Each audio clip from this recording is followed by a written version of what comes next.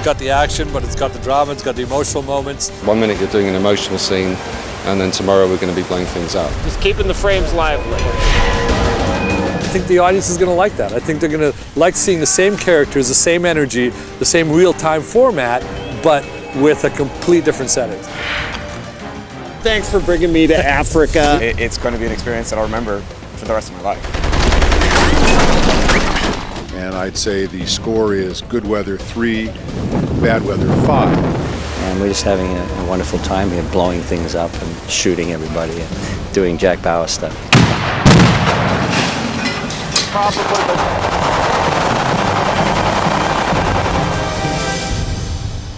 They're shooting, as you can tell.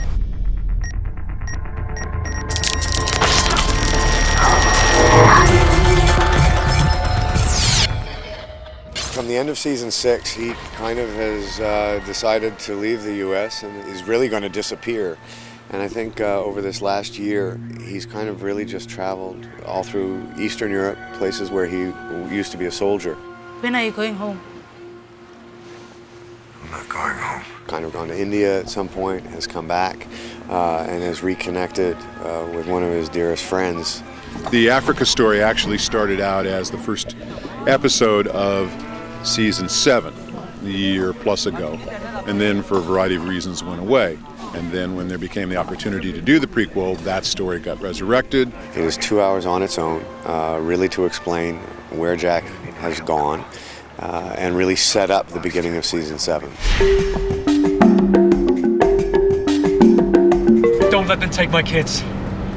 Don't let them take the children. As original as we are year by year, because we virtually change our cast, we change our storyline, we change our locations, even that originality has a pattern to it. One of the biggest is LA. We've been in LA 6 out of the 7 years. This year we've made the jump.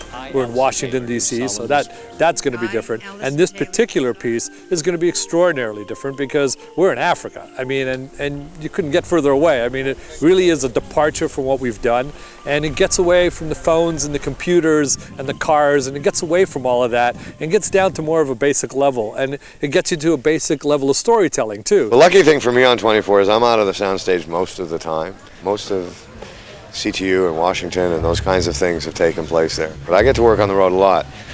But to be able to work in such a finite period of time here in Africa where we're shooting as much as we can, never stop running. This has been probably the most optimistic schedule that we've ever taken on. There's no coming back. Unlike when you shoot in Los Angeles and you're shooting week in and week out and you can say, well, if we don't get it today, there'll be another opportunity. We're going to be in the FBI again. We're going to be in the CTU again. We're going to be in the White House set again. We'll pick up this scene. Whatever we don't get here now is not got. 3/4 of the cast was cast here, so we have to shoot these people out. There is an inherent excitement in that we certainly, everyone from the States feels. When we first started prep, there was a memo circulated that said, we're going to shoot this all within 30 miles of downtown Los Angeles. And so for a while, we tried to come up with scenarios to do that.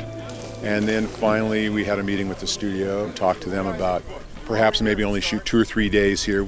And then we came here to scout and realized we never could have shot any of it in Los Angeles.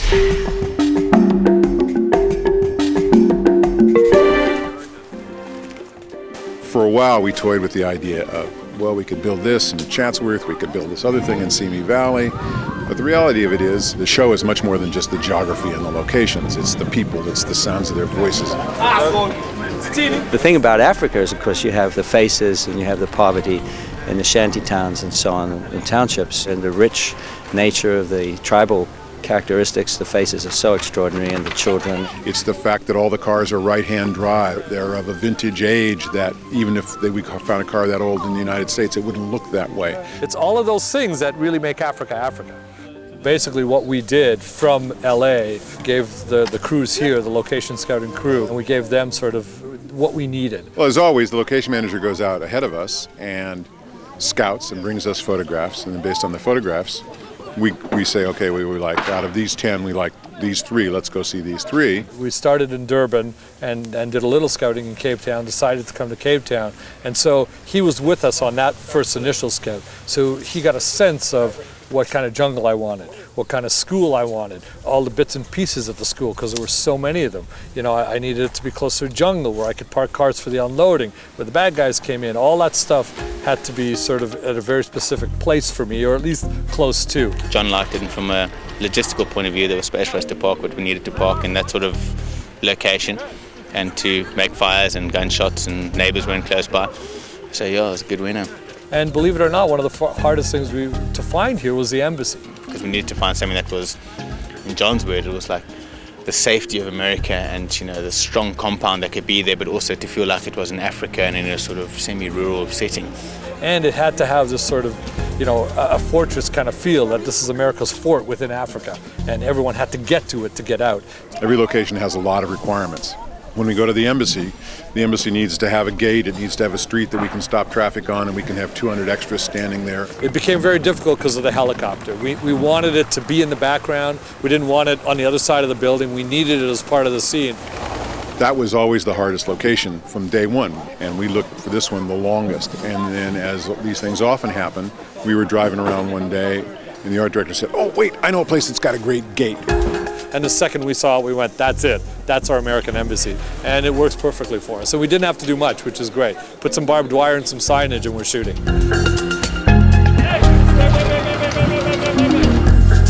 Then I have to come and really figure out all the angles where the sun is, how to tell the story within the location, and how to get the most out of being in Africa.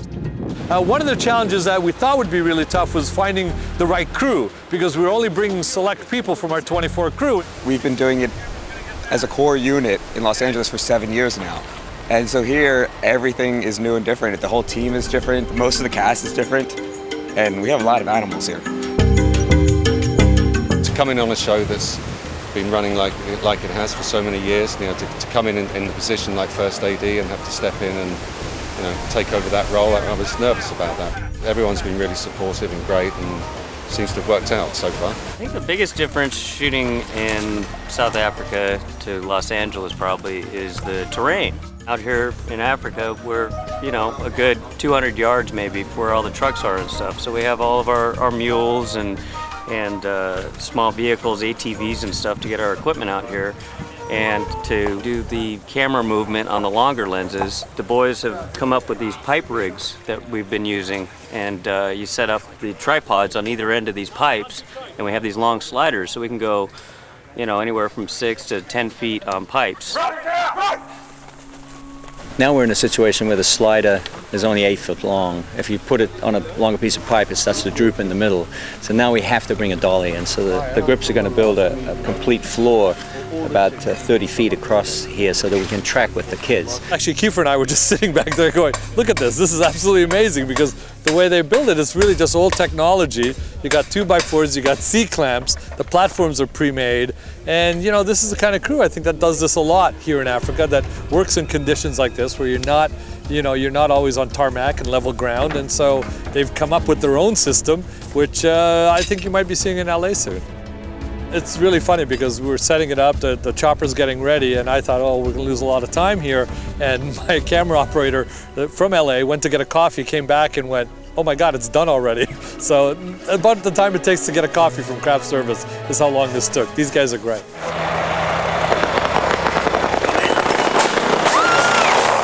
One of the things that's interesting about working outside America is that my grips and my electrics are different here. They work the English style. In America, the electricians put up lights, and then the grips come in and they put cutters and they modify, they put up silks, and they handle all of that. Here, the electricians do all of that, which is more logical in a way.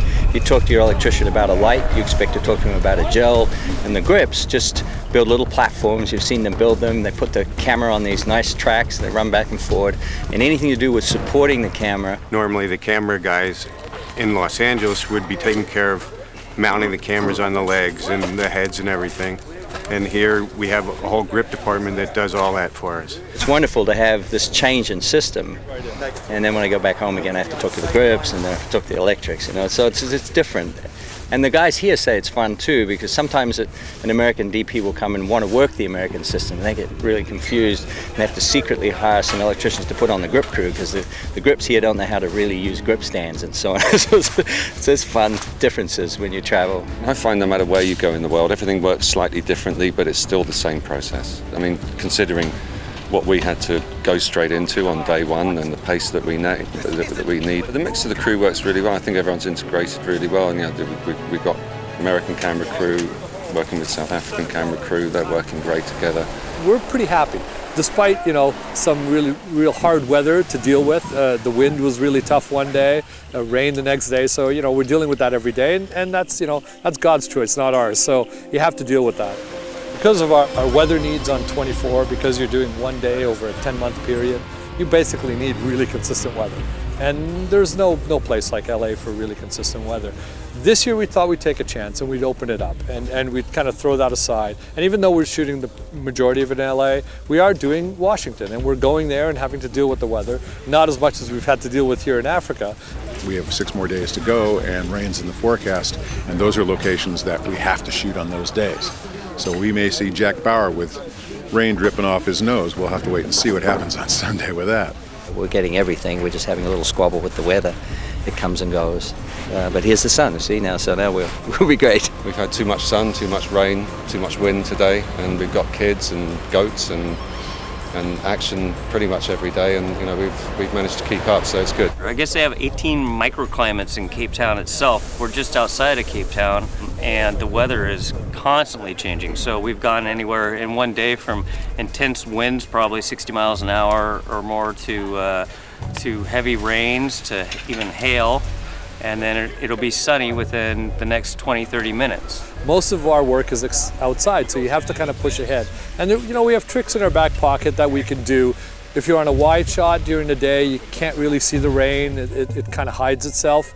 So you do the wide shot, and then what we do for the close work is we bring a cover in that's made out of this white material that lets whatever light is out there when it's raining through, and then that way you can still do close-ups on the actors and keep them out of the rain. And we will free the other children so they can become soldiers. Los Angeles, noontime, the lighting's not so desirable being straight up. And here in Africa, you get the backlight that you can work for most of the day, actually. Unfortunately, the days are much shorter, so it's a two-edged blade there on that respect. Like that, exactly like that, right? Today's our big action day. It's going to be a little problematic because of this wind. We were going to do it all in order, but now, of course, we're going to have to sort of jump ahead, trying to let this wind die down just a little bit so the explosions could look better when there is no wind. It's a much larger process for Jon because he's the one who maps it out.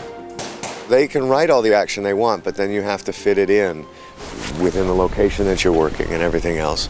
So I really rely on Jon, and that was a meeting that we had a couple days before, and he'll walk me through everything that's going to happen. This whole sequence goes like this.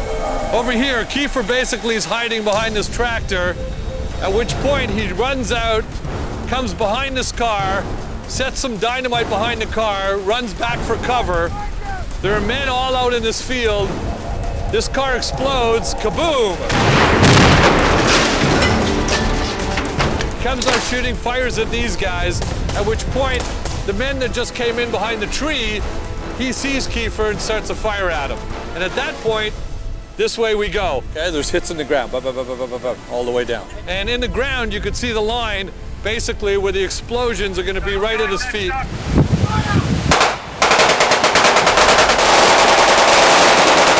I remember saying to Jon, I wish we weren't running uphill because I wanted him to go really fast. And it's very funny when they start lighting off those explosions, you find another gear. So, yeah. And he's gonna take cover behind this tree.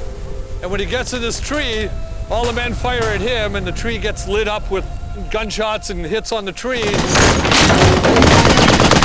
And then he runs over to where that gentleman is right now and hides behind that house. He turns to look, and what he sees is the guy with a rocket launcher. And at that point, it's time for Jack Bauer to go. Action! And when he takes off that way, this building behind me, kaboom. Once again, Kiefer hangs tough. You know, he's trying to keep all the soft stuff at him, but he's amazing. It never ceases to amaze me. He always wants us to push a little bit closer. Like he said on this one, no, a little early, maybe 2 steps earlier, I just smiled and said, he goes, okay, do what you do. Dove and got out of the way. Now he's safe, but not safe yet. He runs up this hill.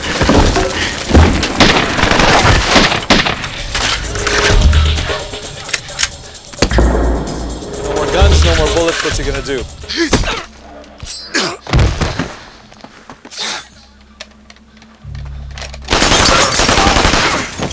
So we're counting them off, and that's really important. You got to count how many guys were here and how many guys he killed. So there's only about 3 or 4 guys left. So basically, Jack runs up this hill and hides behind this big log. Now I picked this because you could see the background is absolutely spectacular. So Jack is hiding back here.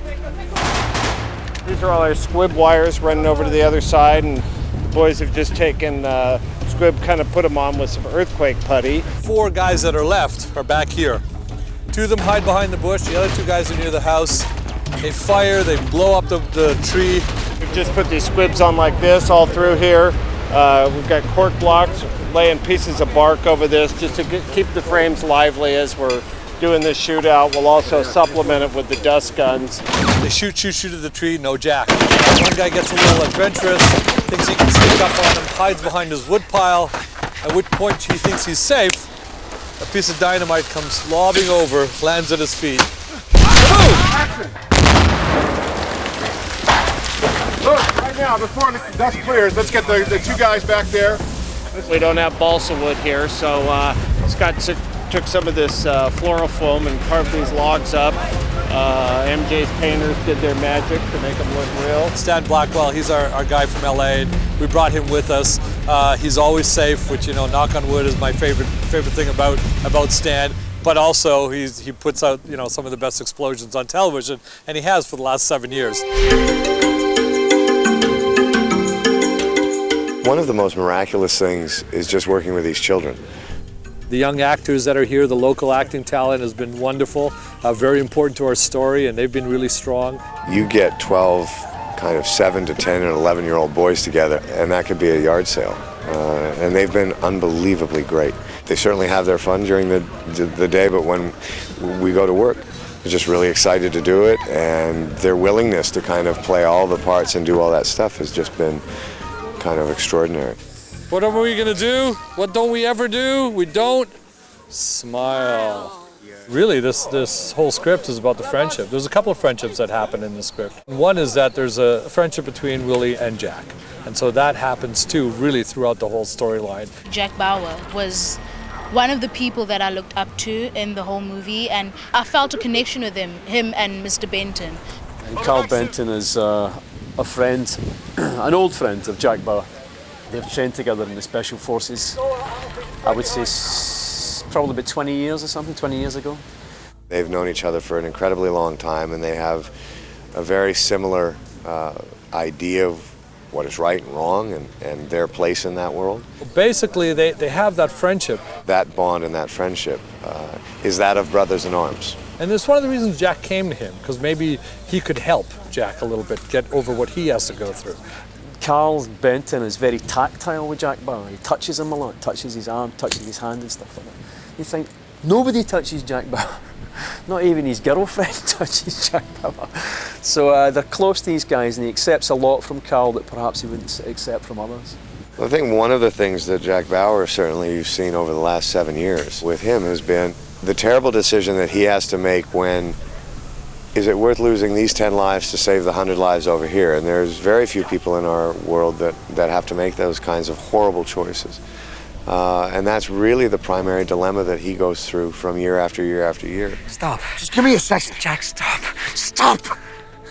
The key line to this scene to me has always been, Jack, please, I can die like this. It's all right, Jack. I can die like this. And the difficulty for my character is that I have to let him go, and I have to honor and respect his decision. And so that's the dramatic content of this scene. It's one of those things that if you can go through a 24 set you can do anything. And I'm not just saying that because you guys have got the camera on me. I'm just saying that because it's true. The pace is ridiculous. You don't have a chance to miss a beat. You miss a beat and he gives you that look. And it's just the pace. I've just learned the pace and the professionalism of everyone. It's been outstanding, and it's been, thank God they came to Africa. Basically, you know, there are different ways of working. I don't really ever work with a storyboard. We do sometimes on 24 when you're doing action sequences that need CGI. But otherwise, we don't really work with storyboards, so that's out. As far as a shot list, we almost discourage it on the show. I mean, you really need to know what you want to shoot, but we don't want it to be so specific that you start missing what Kiefer Sutherland brings to it, what Robert Carlyle brings to it, you know, what Cherry Jones brings to it. These are all really seasoned professional actors. So you want to give them a blocking that still gives them the room to explore their characters. And 9 times out of 10, they end up exactly where I want them because basically the geography is going to dictate that. So I have a really good idea what I want, but until I get there with the day and figure it out with the actors, it's not 100%. The way we move the camera, I think, is different than most shows. We always have a handheld camera.